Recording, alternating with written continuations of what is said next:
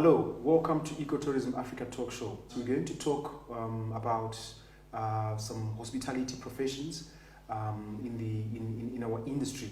So today I'm joined by Courage Bizuri. Welcome to the program. Thank you so much, Milton. Very good. Courage, can you just tell me about yourself? Well, so my name is Courage Bizuri, and started off as soon as I finished my A-levels. We had lucky enough to have career guidance, Right. where these career guidance people came and they introduced us to the world of hospitality. So prior to that, we'd just always known makuk, nobika, stuff like that. So it wasn't a profession that was considered when you compare with being a doctor, a teacher, professor, etc. So the career guidance gave us an enlightenment as to what hospitality is. And from there on, we applied to the local schools that were available, and that's where it started. So Courage, in particular, what exactly do you do? So in particular with me, I was lucky enough to be thrown into the deep end where our program in to do a three-pronged approach. So the first year you are thrust into management, which is basically your hotel management as to how the hotel is run. And this is approximately a year where you are doing the exams in line with practicals. For example, you're in housekeeping department, you're also doing the housekeeping exam. And those are 12 modules in a year to complete a hotel management diploma, which is through the American Educational Institute. Then in your second year, you're thrust into the chefing area, which is through the City and Guilds Institute, where you're also doing practicals as well as written exams. Your final exam is comprising of a starter, a main course, and a dessert. And you have about 3 assessors, depending on the examination boards, that will be assessing you as you prepare.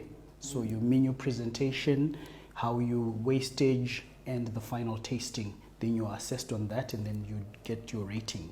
On the third year, you are thrust again into the world of wines, which is where you do your beverages, your wines. This is where your Cape Wine Academy comes into place, the wine set as well in the UK.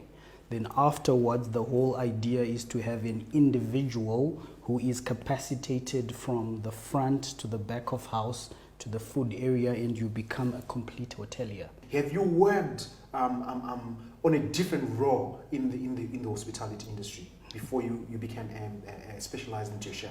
Affirmative. The whole time from finishing, from being a trainee, you're a management trainee. So as a food and beverage manager, as a lodge manager, as a camp manager, as a general manager, those roles I was able to fulfill. And then chefing is one of my passion areas, it's number one as a passion. But in terms of work-wise, I'm always in management. But it gives you an upper hand because you know what happens at the back of the house, easy to translate to the front of the house. But chefing is my passion. Indeed, that's a very good program to do. So it's amazing that you can be able to be a chef, a manager, food and beverage manager, all different in the housekeeper, sommelier, barista, and all those things. So that was a very good program you've done. And in particular, what inspired you to become a chef? Growing up, hospitality industry in my family and a lot of other families, especially in Zimbabwe, it's not considered as a profession. Kubika, mapreti, or kueta, it's considered not as a profession. So again, the importance, like I was saying, Milton, the career guidance and opening up to say there are other professions that you can do for a living. But number one is the passion. So I was shown into the world through career guidance, and that's how I chose the profession to become a hotelier. That's great. I've realized these days people, they are now taking the term waiter off. They're calling themselves butlers, where it's kind of a very great term to use. Yeah, that's very good. You've done so well for yourself for the last 2 decades, Courage. Can you just shed light on when it comes to the ranks, hierarchies in the chefing department in a hotel or lodge setup? I understand, you've got a lovely regalia branded executive chef. What is it about? So there is no one grading system when it comes to the hotel world, as you would have, for example, in the army. Different companies have different roles to cater for different operations. But the rough idea that I'm going to give you is that at the start, you have your cleaners in the kitchen. You know, they do the wash-ups, etc., etc. So if you're coming in from that point of view, you can, from the washing of the pots, which is called the scullery section, you can move on to be a cook. You see, this is actually no formal qualification. It's actually a hands-on program where you're trained from inside. So from the scullery, you go on to a cook. Then they've got different classifications where you can be cook 1, cook 2, cook 3, etc. Then we have another side of well, which is called pastry chef. It's got its own elements, which is specializing in your bakings, cakes, etc. Then you've got your demi-chefs that are also there. We've got some chefs as well that are there doing all your salads. Then executive, in the sense, comes with that there is a lot of management involved in it. The menu planning, the costings, etc. So you're taking the management element of it, but you're specifically in the kitchen. We're gonna go into a short break. Stay tuned. We'll catch up with you soon. Welcome back to Ecotourism Africa Talk Show. For those who just joined us, I'm with Courage Bizuri, the executive chef, private executive chef. All right. So, Courage, we were talking about the different ranks in chefs. I understand about other ranks like chef de partie, sous chef. Can you just explain more about that? Yeah, these guys are the right-hand people of the executive chef. So they are running, the sous chef mainly runs the brigade, and they just make sure that the team coheses. Like I was saying earlier, that we have different departments within the kitchen.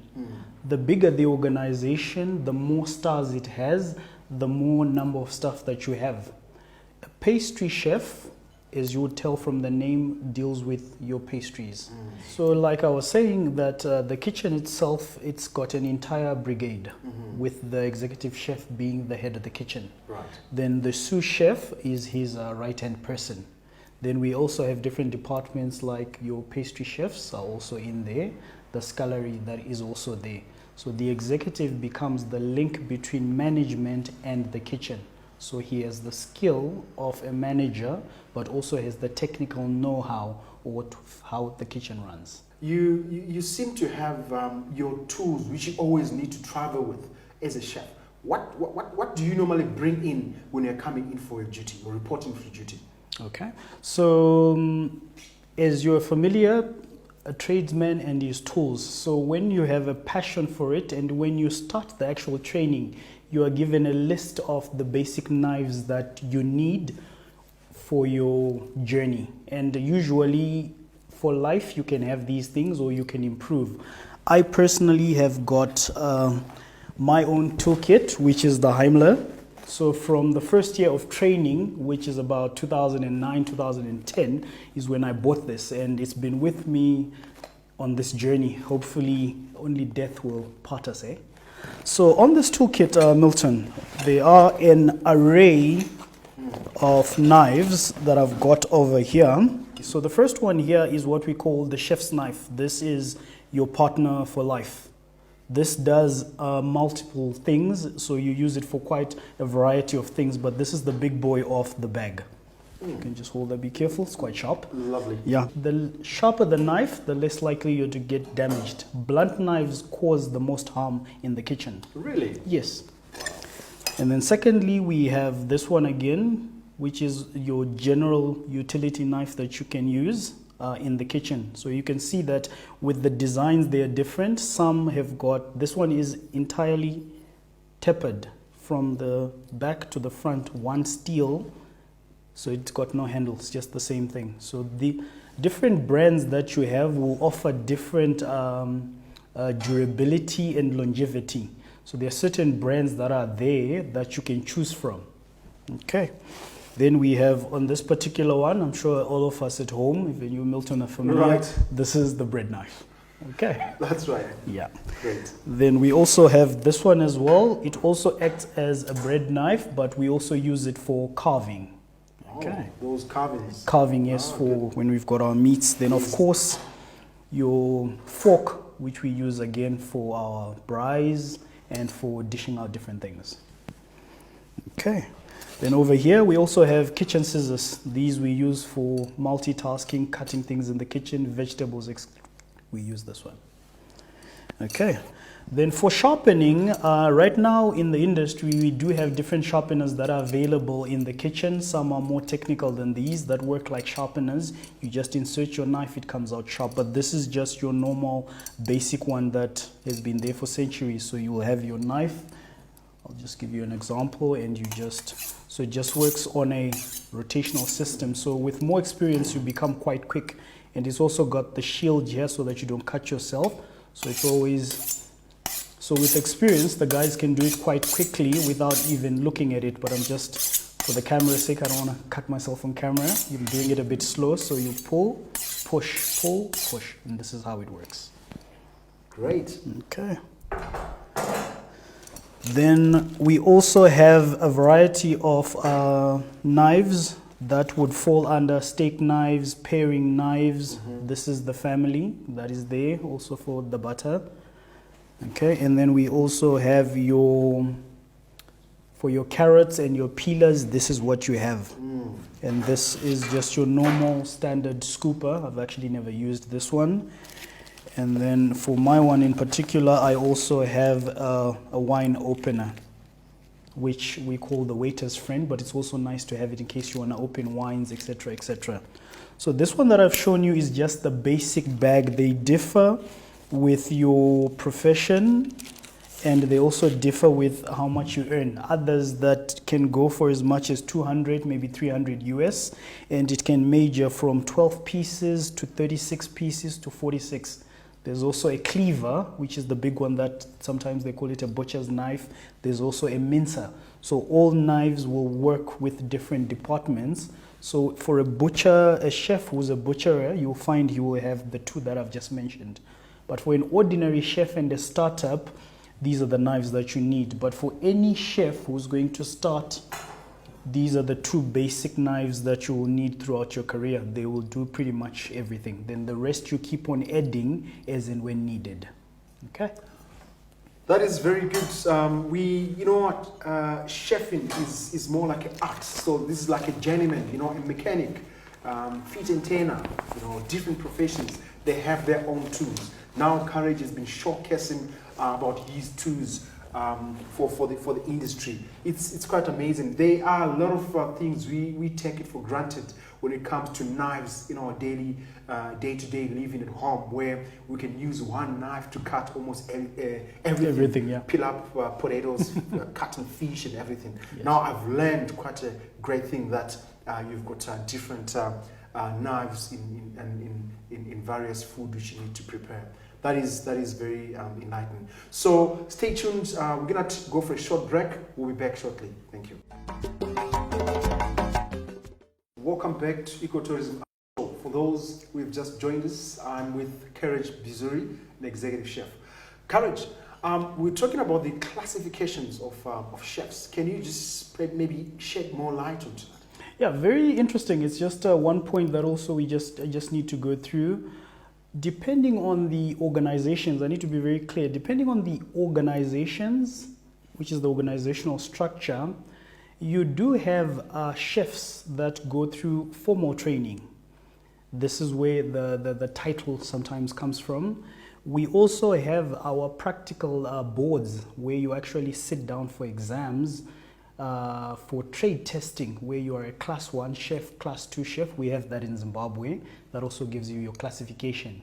Then we have chefs that, you know, he cooks, he's got a bit of money, he's got programs, and he calls himself a chef. But just a clarification, like I was saying with him, that it's all for show sometimes, and sometimes it's for business. You have to call yourself by the title.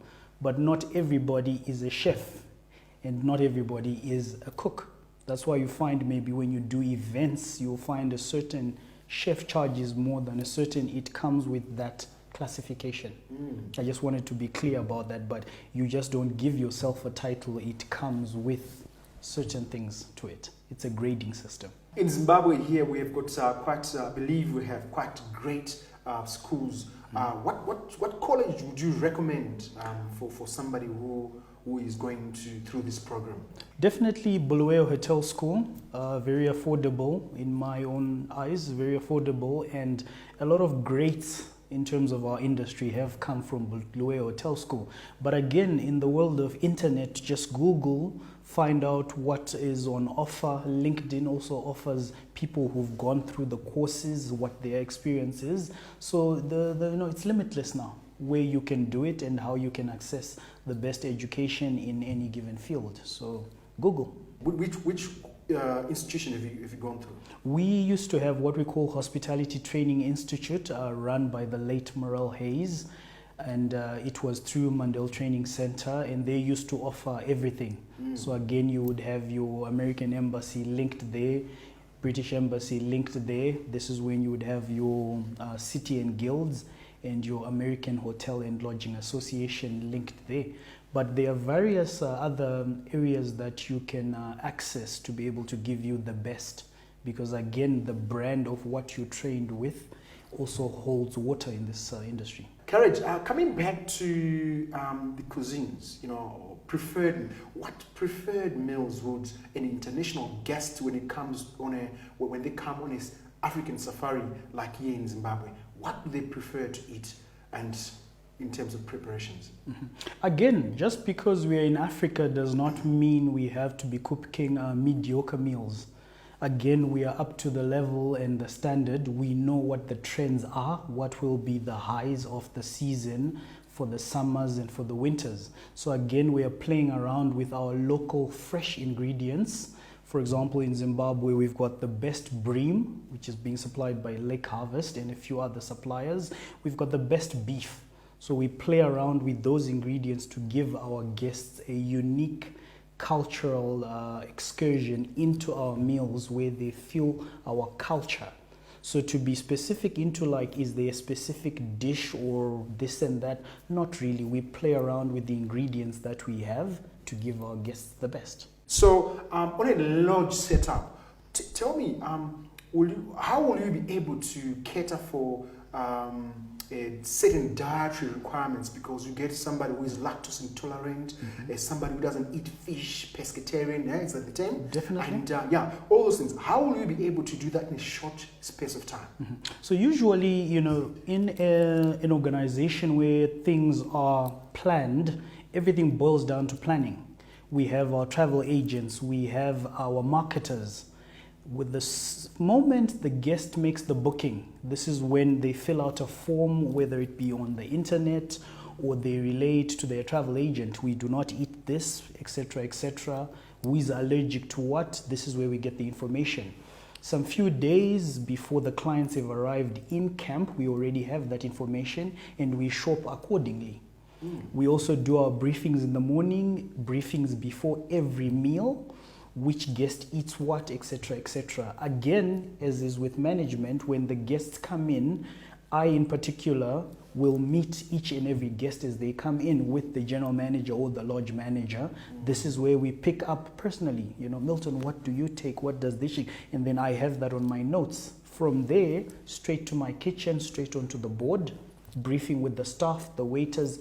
Everybody in camp knows Milton doesn't eat nuts. So this is one of the ways that is there. But again, communication which is clear between the clients and us. Then we deliver the best that we can.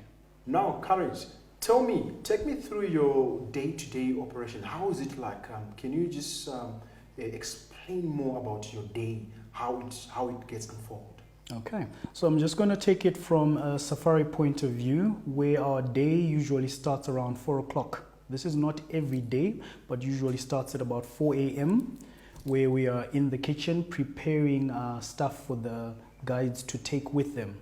Some of the stuff, like scones and the bakings, will have been done the previous night, or the mixture has been done the previous night, and then we sort it out at 4 a.m. in the morning.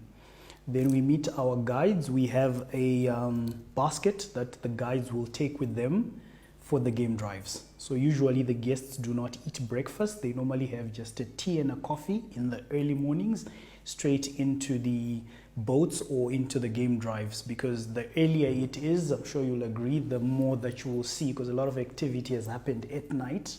So the kills are usually still there early in the morning. So we will just do our teas and coffees, and then the guests are out. So they'll take with them some muffins, again, some more tea and coffees, some beverages, some drinks. So with that communication that we will have received before the guests have arrived, we know what beverages they like, who likes gin and tonic, who likes a beer. That's already packed for them in collaboration with the guide. Then that is in the vehicles, and then they go for their game drives. After the game drive or during the game drives, or when they request, the guide will offer them the teas and the coffees. On certain days, we will have what we call a wow feature, which is basically the word itself, W-O-W, wow. The guest is not expecting it, but between myself, the team, and the guide have already set up a nice surprise in the bush, where we have set up a live cooking station to have full cooked English breakfast in the bush. So the guide does his normal journey and then brings them to where we will have set up, and they will have a live breakfast in the bush. Afterwards, they pack up and then they come back to the lodge. The guide continues with his game drive. Back at the lodge, we have prepared the lunch. They are coming back. This is around sometimes around 11ish, 12. So we usually call it a brunch. We don't have what we would call a lunch unless they've decided not to go on an activity. The guiding and the kitchen have to link up in order for us to deliver a unique service. After the brunch, they go and rest for siesta time, which is usually, I would say, between maybe 2 to about 3:30, 4. Then there's another activity that happens around that time. And then just before they leave, we will do a massive high tea where we've got our cakes, fruits, and then they will have that, and then they go out on an activity with, again, the guide. We may again do a bush wow where we've got drinks again, some champagne, beverages of their choice out in the bush. And then they'll come back at night. We will do dinner, usually between 6 to about 9 o'clock. And on the dinner, we will have our starters, which we will serve to the guests as they sit. The main course will be buffet. So there's usually 2 to 3 meats, some salads, some breads, and dessert will be served again on the table. So typically that's how it runs. So usually starts from 4 a.m. and you're in bed usually before 12. Tell me, would you say you've got a favorite dish of your own, which you prefer? Yes, definitely. I mean, every father has got his own favorite that he's got. So what is that? Definitely, yeah. For me personally, it would have to be lasagna. Personally, yes. That's good. Yes. Excellent. Then when we're at home, obviously chicken feet. You cannot do without that. Mazondo, guru, yeah, one of those things as well.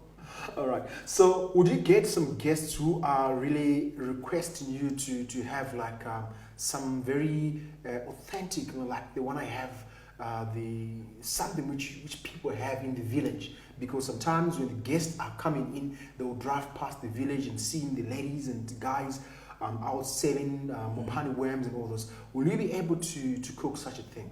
Definitely. What I always say to people, even to our own people, basically saying, don't shun what you've never tasted, because basically, if I can put it that way. A lot of what we've got here is very healthy, and all it is the food presentation. You have to present it in such a way that we always eat first with our eyes. So as long as the presentation is good and the taste is there, people will love it. I mean, back in the day, people used to say, these mopani worms. But now we have got chocolate-covered cockroaches coming in from China, which we have in abundance here. So as long as it is healthy, it is cooked, and it's got a nice taste, I urge you to try it. So with our clients, what we do every meal from the snacks to the starters, main course, we always have an African dish somewhere there, and they always take a little bit, but sometimes you see they keep coming back, so we urge them to try. And a lot of them will even say, no, if we want pasta, you know, like I said, we'll go to Italy. We want golden spoons, we'll go to Dubai. They come here for the cultural exchange, the animals that we've got, and our individual personalities as Zimbabweans, as Africans. So let's show them, and this is what we're there to do, and that's what we deliver. What can you encourage for someone who wants to be a chef? Basically, there is no limit and there is no sky to what you have decided. But I would like to urge everyone out there that you must follow your passion. It must be something that resonates with you as an individual. And for parents, let's not try to live our dreams through our kids, because they are individuals and there's something within them that can change the whole game. So passion is number one. Number two, try to learn as much as you can as to what is required, because there's different requirements that are there. And apply. That is another step that you're doing. Apply to these schools or to these colleges where they offer what you want. That is all I can say. The first step is to apply, and with the passion, there is no sky, therefore there is no limit. Wow, that is very good. So it's about the passion, and I've learned so much. There is quite a great diversity when it comes to chefing as a job. I didn't know that you go through all these different ranks. So that was Courage Bizuri, an executive chef. Before I go, I think where will you get you? You know, if somebody want to get rich or get hold of you, maybe what are you doing? Any private things of your own or what? Yeah, I own a private chefing company, and if you just type Courage Bizure, I'm on all social media platforms. Thank you so much, Courage. It was lovely having you on the program. Thank you so much. That was Courage Bizuri, executive chef here in Zimbabwe, and thanks for watching Ecotourism Africa Talk Show.